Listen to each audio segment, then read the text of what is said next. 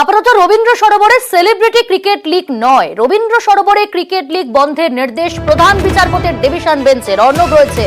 অর্ণব, প্রধান বিচারপতি ডিভিশন বেঞ্চের কি নির্দেশ এই মামলার পরিপ্রেক্ষিতে? একটি স্বেচ্ছাসেবী সংগঠনের তরফে রবীন্দ্র সরোবর যেটি জাতীয় লেক হিসেবে পরিচিত, সেই জাতীয় লেকের একটা অংশ প্রায় 3 একরের বেশি কিছু জায়গা, সেটা 8,000 থেকে কিছু বেশি টাকার বিনিময়ে রেন্ট ভাড়া হিসেবে দেওয়া হয়েছে এবং ক্রিকেট লিগ হিসেবে সেখানে ব্যবহার করার জন্য।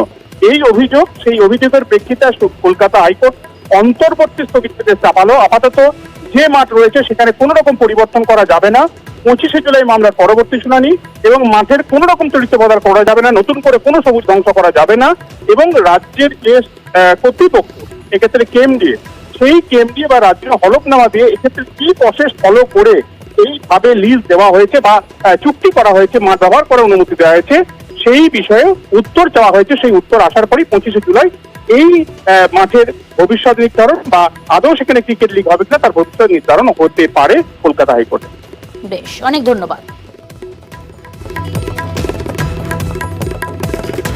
প্রধান বিচারপতি টি.এস. শিবাগদানম এবং বিচারপতি হিরণময় ভট্টাচার্যের ডিভিশন বেঞ্চের নির্দেশ, আপাতত ওই এলাকায় সেলিব্রিটি ক্রিকেট লিগের আয়োজন করা যাবে না, সেখানে অনুশীলন করতে পারবেন না ক্রিকেটাররাও।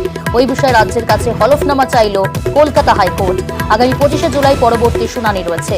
রবীন্দ্র সরোবরে 98 কাঠা জমিতে অনুশীলনের জন্য ব্যবহার করতে পারবেন সেলিব্রিটি ক্রিকেটাররা। সম্প্রতি ওই মর্মে নোটিশ দেয় কেএমডিএ।